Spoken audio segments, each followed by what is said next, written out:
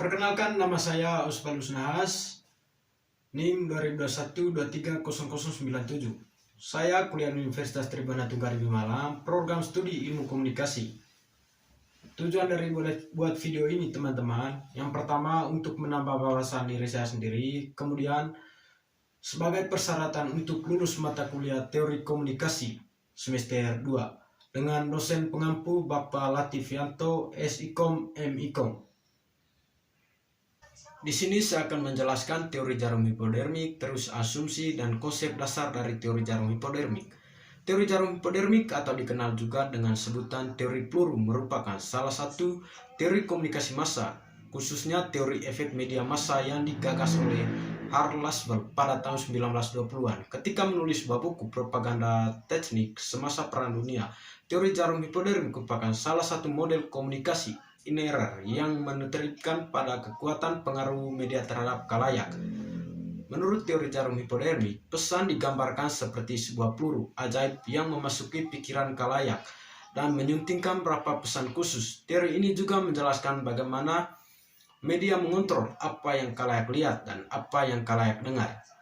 Menurut teori ini, efek terhadap khalayak massa bersifat langsung atau tertunda di masa depan. Digunakannya istilah jarum dan peluru adalah untuk menggambarkan ketidakkeberadaan khalayak massa sebagai dampak adanya pendapat umum atau opini publik yang dibangun oleh media massa sehingga menyebabkan perubahan perilaku pada khalayak massa.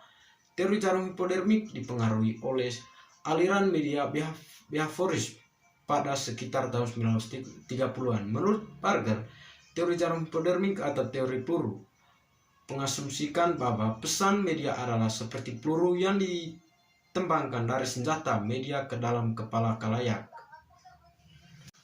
Yang berikut yaitu asumsi dasar dari teori hipodermik. Karl Laswell mencoba untuk meneliti efek media massa dan apa yang dipikirkan oleh khalayak massa yang hidup pada masa itu. Menurut pengaman Laswell, pada kisaran tahun 1920-an dan 1930-an, media memiliki efek yang sangat kuat, bersifat langsung dan segera terhadap khalayak massa. Ia percaya bahwa khalayak bersifat pasif dan rapuh. Dengan menggunakan metafora sebagai sebuah referensi, Laswell menjelaskan beberapa asumsi dengan membandingkan media dengan sebuah peluru. Ia menyatakan bahwa pesan media massa seperti peluru yang ditembakkan dari sebuah senjata, bagi pula dengan pesan media yang ditembakkan ke dalam pikiran khalayak massa, menghantam secara langsung pikiran khalayak massa dengan menggunakan pesan-pesan media massa.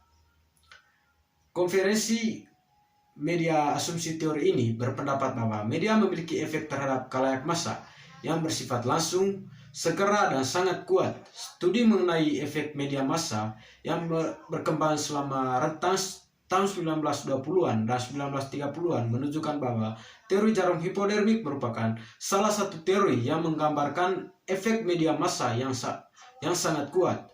Pesan-pesan media massa berperan sebagai peluru atau jarum yang menembak secara langsung ke dalam pikiran setiap individu dan memiliki konsekuensi mengubah perilaku khalayak massa. Dengan demikian, intisari asumsi teori jarum hipodermik adalah sebagai berikut.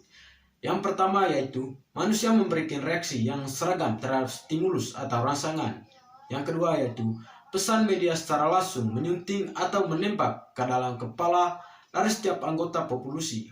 Yang ketiga yaitu pesan diciptakan sedemikian rupa agar dapat mencapai respon atau tanggapan yang diinginkan. Yang keempat yaitu efek dari pesan media bersifat langsung, segera dan sangat kuat dalam menyebabkan perubahan perilaku manusia.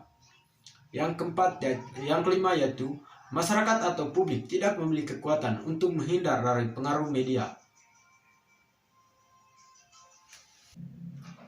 Yang berikut adalah sejarah. Dalam konteks komunikasi massa, studi mengenai efek media massa diawali pada sekitar tahun 1920-an dan tahun 1930-an. Teori jarum hipodermik merupakan teori pertama yang pada umumnya mencoba untuk menjelaskan efek media terhadap khalayak massa. Teori yang digagas oleh Karl Laswell pada tahun 1920-an ini dikenal juga dengan berbagai nama sebagaimana yang diutarakan oleh beberapa peneliti komunikasi. yaitu teori peluru oleh Wilbur, sekarang teori jarum hipodermik oleh David K. Bravo, dan teori stimulus oleh Melvin. Terdapat beberapa kejadian penting yang turut menggambarkan kuatnya efek media massa terhadap khalayak massa.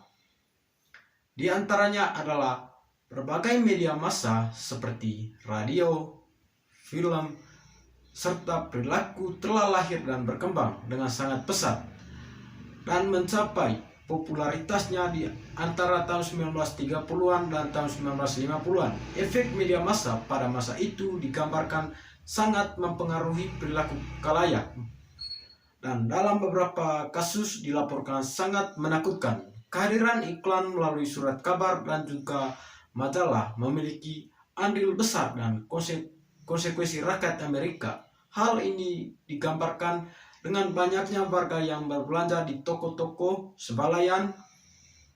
Pidato Presiden Theodore Roosevelt melalui radio telah menginspirasi banyak warga negara Amerika untuk mendukung kebijaksanaannya dalam kelahiran The Great Depression.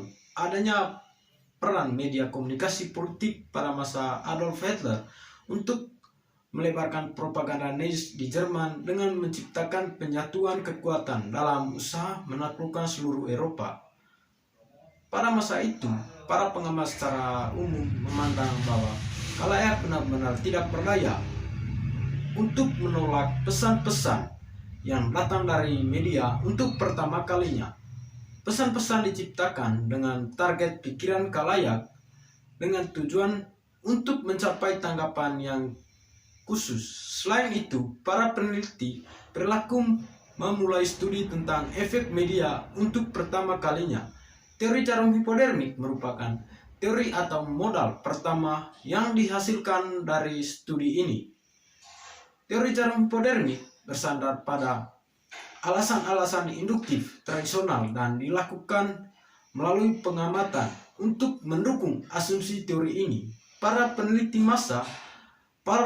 massa itu terus melakukan usaha membentuk metode empiris untuk menguji teori-teori perilaku saat itu. Di antaranya melalui beberapa metode peneliti komunikasi atau berbagai jenis metode peneliti kualitatif lainnya.